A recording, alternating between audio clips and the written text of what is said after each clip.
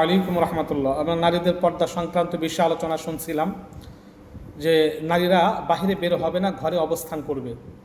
এ সম্পর্কে একটা হাদিস রয়েছে, আন ইবনে আমর রাদিয়াল্লাহু আনহু আর রাসূলিল্লাহ সাল্লাল্লাহু আলাইহি ওয়াসাল্লাম قال المرأة عورة فإذا خرجت استشرفها الشيطان। ইবনে আমর রাদিয়াল্লাহু আনহু বর্ণনা করেন, মহানবী সাল্লাল্লাহু আলাইহি ওয়াসাল্লাম ইরশাদ করেন, নারী হলো গোপনীয় বস্তু।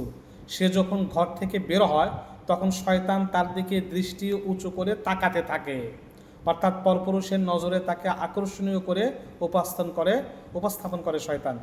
উক্ত হাদিসের স্পষ্ট ভাষ্য হলো, পর্দার ভেতর থাকাটাই নারীর জন্য শোভনীয়।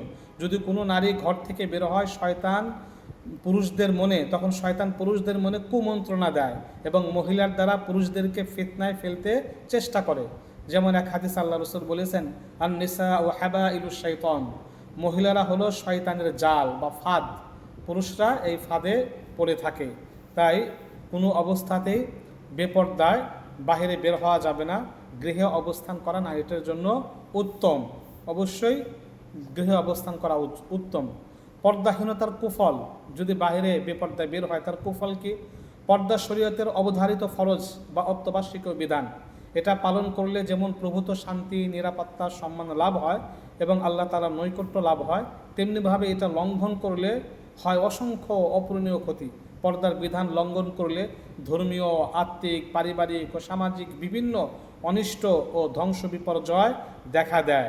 বেপর্দা ও বেহায়াপনার গুনাহ শুধু নিজের মধ্যেই সীমিত থাকে না এবং বেপর্দা মহিলাই শুধু এর দ্বারা প্রভাবিত হয় না, বরং এর দ্বারা বেহায়াপনা, অশ্লীলতা, জিনা, ব্যভিচার, ধর্ষণ, খুন, খারাপি, বিয়ে বিচ্ছেদের মতো ইত্যকার ঘটনা বিস্তার লাভ করে। পুরো সম্প্রদায় এর পার্থিব অশুভ কারণ পরিণতি এবং আখিরাতের আযাব ভোগ করে। পরবর্তী ভিডিওতে আমরা আলোচনা শুনব।